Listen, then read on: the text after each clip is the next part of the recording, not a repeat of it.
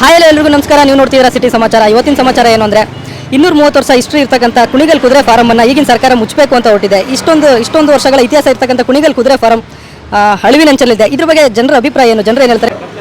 ಕುದುರೆ ಫಾರಮ್ಮು ನಮಗೆ ಬೇಕು ಸರ್. ಅದನ್ನು ಯಾವುದೇ ಕಾರಣಕ್ಕೂ ಬದಲಾವಣೆ ಮಾಡೋದು ಬೇಡ, ಬೇರೆ ಏನು ಮಾಡೋದು ಬೇಡಿ, ಅದನ್ನೇ ಅಭಿವೃದ್ಧಿಪಡಿಸಿ ಹಿಂದೆ ಕುಣಿಗಲ್ ಕುದುರೆ ಫಾರಮ್ ಅಂತ ಏನಿದೆ ಅದನ್ನು ಹಾಗೆ ಉಳಿಸ್ಕೊಳ್ಳೋದು ಬೆಳೆಸ್ಕೊಳ್ಳೋದು ಅದು ನಮ್ಮ ಆದ್ಯ ಕರ್ತವ್ಯ. ಅದು ನಾವು ಸ್ಥಳೀಯ ನಿವಾಸಿಯಾಗಿ ನನಗೆ ಕೇಳ್ಕೊಳ್ಳೋದು ಇಷ್ಟೇ, ದಯವಿಟ್ಟು ಕುದುರೆ ಫಾರಮ್ನ ಯಾವುದೇ ಕಾರಣಕ್ಕೂ ಬೇರೆ ಕಡೆ ಶಿಫ್ಟ್ ಮಾಡೋದು ಬೇಡ.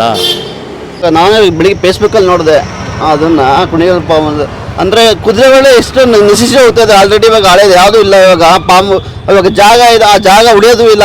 ಗೌರ್ಮೆಂಟ್ಗೆ ಬಿಟ್ಟರೆ ಇವಾಗ ಅದು ಕುದುರೆ ಪಾಮ್ ಇದ್ದರೆ ಒಳ್ಳೆಯದು. ಕುದುರೆ ಸಂತತಿ ಬೆಳೆಯುತ್ತೆ ಮತ್ತು ಕುದುರೆ ಪಾಮ್ ನಡೀತಾ ಇರೋದು ಚೆನ್ನಾಗಿ ಅಷ್ಟೇ.